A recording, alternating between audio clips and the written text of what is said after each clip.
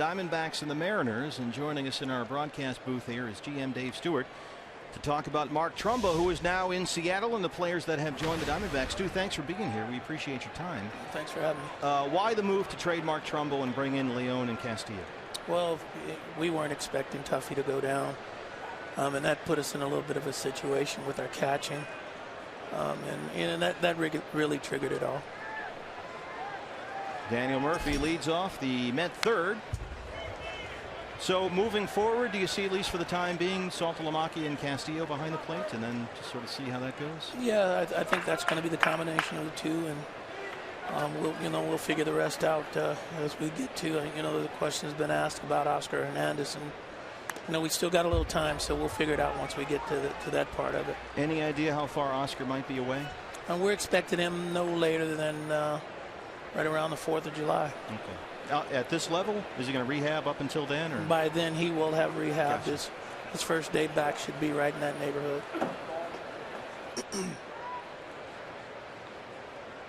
Robbie Ray ahead 0-2. Was it tough to move Mark? There were big expectations for him. You were adamant all winter long about, look, we're going to hold on to Mark Trumbo. He's a piece of what we need to do here. Well, I'm a very, very big Mark Trumbo fan, not just as a player, but as a human being and a person. Nick Alman.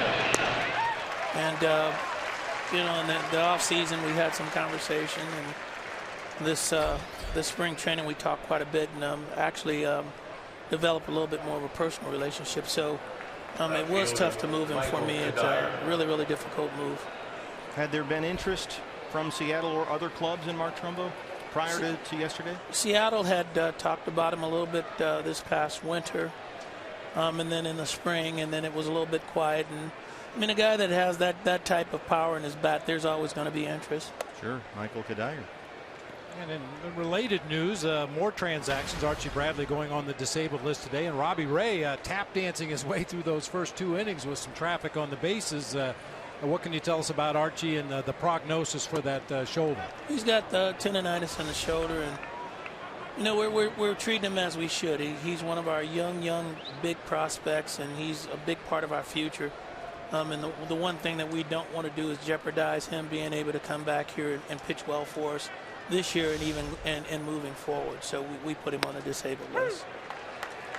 And Robbie Ray really showed well in his first outing at the big league level. Game 2 of that doubleheader in Colorado against a pretty good offensive lineup. He really pitched well. Well, I mean, he's got power stuff, and with his kind of stuff, being able to pitch inside on right-handers, and his breaking ball came along this spring training along with his changeup. He's capable of getting anybody out if he throws the ball across the plate. Stu, do you think some of Archie's struggles may have had to do with that tendonitis? How long had he had that condition, or is that something that just popped up? We weren't aware of it. He wasn't spending much time in the trainer's room. So as far as we know, it was an injury that developed after his last start. Gotcha. 3-2 to Michael Kadire here. Lucas Duda on deck. What can you tell us about Dominic Leone? It seems like he got a really young power arm for the back end of that bullpen. I heard great things about this kid from the Mariner people. Well, we still look at him in the prospect stage too. He got to the big leagues last year from A-ball, and excuse me, coming from A-ball, he had a great year last year for the Mariners. Well, Robbie Ray rolling along. He's got 4 strikeouts.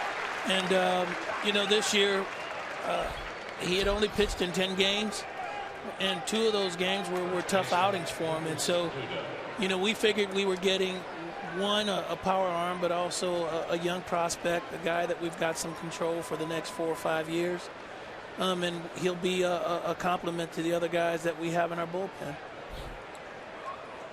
Nuno's a tough loss too, because boy, we've learned up here and very quickly how valuable he's been. It cannot have been easy to give up him, because he's already bailed us out a few times. Well, he was not, and truth be told, if Archie was going to go down, he probably would have been the guy to step into his spot in the rotation.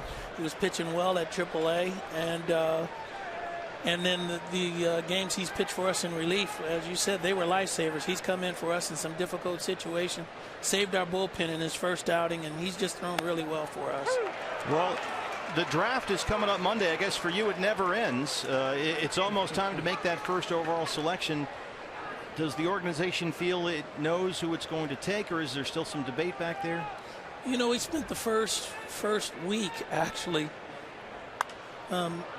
looking at the guys that are in the lower rounds, and there are a lot of star players that are found in the lower rounds, and so we've concentrated our efforts on the players that we're going to take probably after the first round. Looking at those guys in the lower rounds after 10 actually. That's where you really find some That's talent, where you're going to find the talent, and so these next 3 or 4 days. Duda slaps it the other way. And he will take the turn and head for second. Peralta's got it in the corner, and Lucas Duda has his 17th double. He's one of the major league leaders. So these next 3 or 4 days up until Sunday, we're going to really concentrate on the top 8 or 9 players. We feel the top 8 or 9 players in the country. Well, here's the list, at least top 10 according to Baseball America, and everybody has a different version of this. But I know you can't tell us who you're going to take. Still top secret. If you want to put it out there right now, feel free. I mean, we've got all those same guys. We're looking at all those same guys. But, you know, I don't know that we're going to really have it rounded out until probably, I hope, late Saturday, and definitely not Monday morning. Wilmer Flores up and in from Robbie Ray, who lost his footing a bit there on that one. Stu, any concern whatsoever in the draft that Gonzo might mess it up? I'd be terrified if I were you. I'm hoping he doesn't mess it up. Don't do it, Stu. Find something for him to do that day. I'm hoping he doesn't mess it up. Is there any concern or any philosophy, high school player versus college player? Is it let's just get a pitcher, let's take the best athlete available? Is there a general overall philosophy? Well, the philosophy has been if you've got a player and a pitcher that are equal in talent and ability, normally you go with the player. That's been. Wilmer Flores sends Inciarte to the track. That's been how we've done it in the past. Well, hey, thanks for doing this, and best of luck Monday. We're rooting for you. Thank you so much. Appreciate it, Dave. Thank you. Thank you.